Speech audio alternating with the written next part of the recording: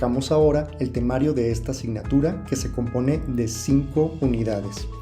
La primera unidad es Introducción al Pensamiento Sistémico. La segunda unidad es Teoría General de Sistemas. La tercera unidad es Enfoque Sistémico. La cuarta unidad es Sistémica en la Administración. Y la quinta y última unidad es Modelado de Sistemas. Bienvenido a la primera unidad de la materia de Ingeniería de Sistemas. Introducción al Pensamiento Sistémico. El primer subtema que vamos a aprender es Concepto de Sistema. Un sistema puede identificarse como cualquier conjunto de elementos interrelacionados que tienen entre sí comunicación, ya sea desde un átomo hasta el universo entero. Vamos a ver que un sistema es una entidad que también tiene una existencia con un fin definido. Esta existencia tiene funciones que lo mantienen unido. Asimismo, estas funciones lo mantienen como un todo. De igual manera, estas funciones lo mantienen como un todo por la interacción que hay entre estas funciones. Por lo tanto, un sistema es una entidad cuya existencia y funciones se mantienen como un todo por la interacción de sus partes. Así nosotros podemos ver que un pequeño elemento es indispensable para formar un gran sistema. Y aunque nosotros podemos identificar el sistema en su totalidad como un solo ente, pues para poderlo estudiar es necesario conocer cada uno de sus elementos, cómo se comunican entre sí y cuál es el tipo de información que estos necesitan para poder hacer que el sistema entero funcione. Nosotros podemos ver aquí en este ejemplo pues la arquitectura hermosa de nuestra bella capital, y en ese sentido podemos ver que cada uno de estos elementos tan chiquitos que conforman esta fachada pues son parte de un sistema por sí mismo mucho más grande. El pensamiento sistémico contempla el todo y sus partes, así como las conexiones que hay entre estas partes. Por lo tanto, la ciencia de sistemas estudia el todo para comprender sus partes y estudia las partes para comprender el todo. Dicho de otra manera, no podemos concebir un sistema como un ente que no tiene una serie de elementos que se comunican entre sí y que en suma dan un sistema. Podemos poner diferentes ejemplos, desde una molécula, un átomo, hasta el universo entero. Pero vamos a un ejemplo más, nuestro cuerpo. Nuestro cuerpo es un ente. Es un ente que se compone de partes, órganos, extremidades, y deben de ser estudiadas de manera particular para comprender el cuerpo en su totalidad. Dicho lo anterior, la sistémica es lo opuesto al reduccionismo, es decir, la idea de que algo es completamente la suma de sus partes, pues no es un sistema. La sistémica considera que una serie de partes que no están conectadas, que no tienen información entre sí, un orden y una función, pues no son un sistema, simplemente son un montón de cosas. Para que sean un sistema, estas partes o estos elementos tienen que estar conectados, tener información, tener una finalidad, para que todo esto pueda tener mayor interacción y que ahora sí, todas juntas tengan una función en específico, a la cual le vamos a llamar equifinalidad, y por lo tanto será un sistema. Para enclarecer un poco más, vamos a ver este ejemplo. Por un lado, tenemos que un sistema pues tiene ciertas características, mientras que un montón tiene otras características. Un sistema pues, tiene partes interconectadas que funcionan como un todo, mientras que un montón pues solamente son una serie de partes. Por otro lado, pues el sistema cambia si se le quiten o añaden piezas, si se divide un sistema en dos sistemas, pues no se consiguen dos sistemas diferentes o más pequeños, simplemente se convierte en un sistema defectuoso que probablemente no va a funcionar, mientras que un montón, pues las propiedades esenciales no se alteran al quitar o añadir piezas, puesto que no hay ninguna función en específico, son solamente un montón de cosas, y pues cuando se divide se consiguen dos montones diferentes de cosas. Por otro lado, un sistema pues también tiene una disposición de las piezas y esto es fundamental, es decir, un orden. Las piezas tienen que tener un orden específico para funcionar y en el montón pues la disposición de las piezas es completamente irrelevante. En un sistema las partes están conectadas y funcionan todas juntas. De hecho, no podría funcionar el sistema si no funcionan todas juntas estas piezas. En cambio, las partes de un montón pues no están conectadas y funcionan por separado o simplemente son inertes. Por último, un sistema tiene un comportamiento que depende de la estructura global. Si se cambia la estructura, se modifica completamente la equifinalidad de este sistema. Mientras que en un montón, pues su comportamiento, si es que tiene alguno, depende del tamaño o del número de piezas que haya en este mismo montón. Y aquí podemos ver que hay una serie de piezas disasociadas, desarmadas, sin ninguna función del lado del montón, que pues son piezas que no por separado, si no están interconectadas, si no están ensambladas, no existe ninguna función, solo son un montón de piezas. Pero si a estas piezas les damos un orden en específico, las acomodamos donde tienen que ir y que funcionen como tienen que funcionar, podemos crear la maquinaria de un reloj.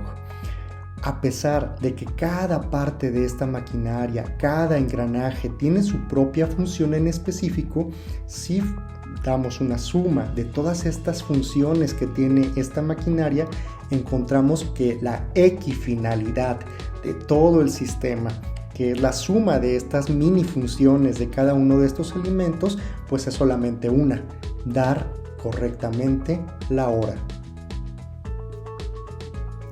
En resumen, el comportamiento de un sistema depende de cómo se conectan sus partes y no de cuáles o cuántas sean sus partes. Lo importante para un sistema es cuántas conexiones hay entre estas partes que lo componen. Para abordar cualquier problemática con un enfoque sistémico, es importante identificar que este pensamiento es en círculos y no lineal. Esto significa que el pensamiento sistémico no precisamente obedece a una serie de pasos que se anteceden uno a otro y que tienen un inicio y un fin. El pensamiento sistémico significa que el inicio, para poder ser el inicio, necesita información del fin de estos pasos. Dicho de otra manera, siempre tiene que haber retroalimentación. Si extrapolamos el pensamiento sistémico al proceso administrativo, el cual consta de planeación, organización, dirección y control, no debe de ser de manera lineal, ya que el control nos permite saber o conocer cierta información para volver a planear. Es decir, no podemos tener el primer paso del proceso administrativo sin la información que nos proporciona el último paso de este mismo proceso. Es un pensamiento en círculos y no lineal.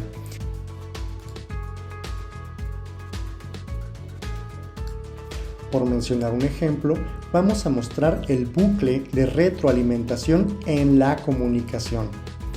La comunicación debe de fluir entre dos o más personas y siempre debe de ser retroalimentada, es decir, mientras una persona habla, la otra escucha y lo que va a decir va en función a lo que escuchó del interlocutor.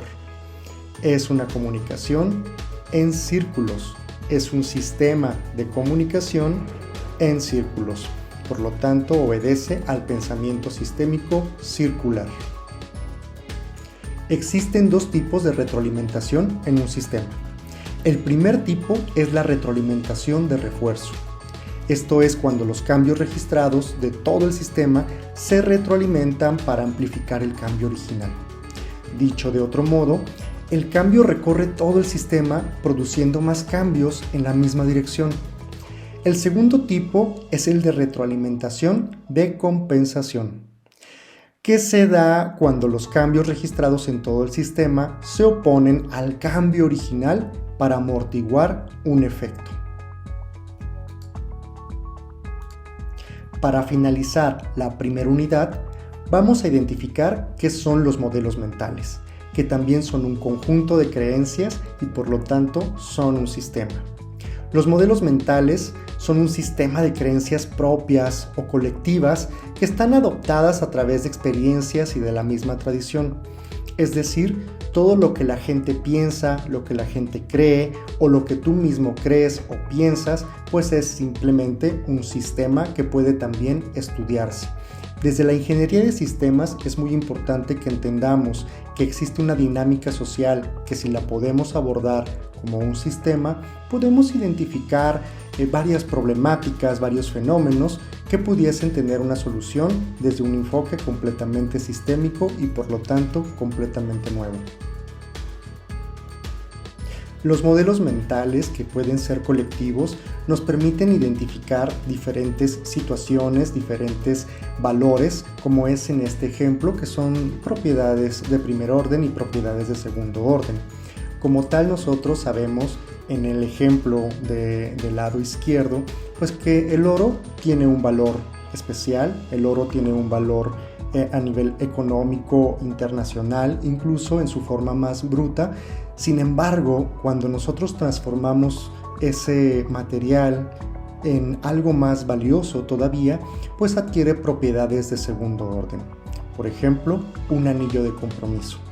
Un anillo de compromiso puede tener mayor significado, mayor valor para las personas, no solamente por lo que compone este anillo, que es oro, sino por las propiedades que colectivamente se le han dado. Esto es un nuevo mapa mental, es un nuevo sistema de pensamiento. Los modelos mentales colectivos son la interpretación generalizada de toda una sociedad sobre un mismo fenómeno. Para demostrar este tipo de percepciones colectivas, basta con decir que en esta imagen la mayoría de las personas perciben dos triángulos, cuando en realidad no hay ninguno. La creación de un modelo mental es un proceso.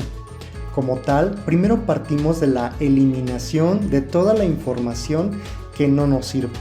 Después construimos nueva información, después existe una distorsión, que es decir, la construcción menos la eliminación de la información, y por lo tanto al final queda una generalización de esas nuevas experiencias y percepciones.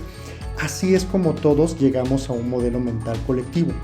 Dicho esto, podemos observar en la imagen de fondo que existe una serie de círculos que se están moviendo, unos a la derecha, otros a la izquierda, porque pasamos por un proceso de eliminación de información donde pensamos que no están estáticos, después de construir información donde consideramos que se están moviendo, después de distorsión donde vemos que en realidad pues están estáticos, es una distorsión de la realidad, pero como todos lo percibimos de la misma manera, pues podríamos considerar que en efecto son círculos que se están moviendo. Gracias por aprender conmigo sobre el pensamiento sistémico. En la plataforma encontrarás todas las actividades y el material correspondiente a esta unidad. Si tienes dudas, puedes enviarme un correo a hector.vb@jerez.tecnm.mx. Dicho correo también lo encontrarás aquí en este apartado.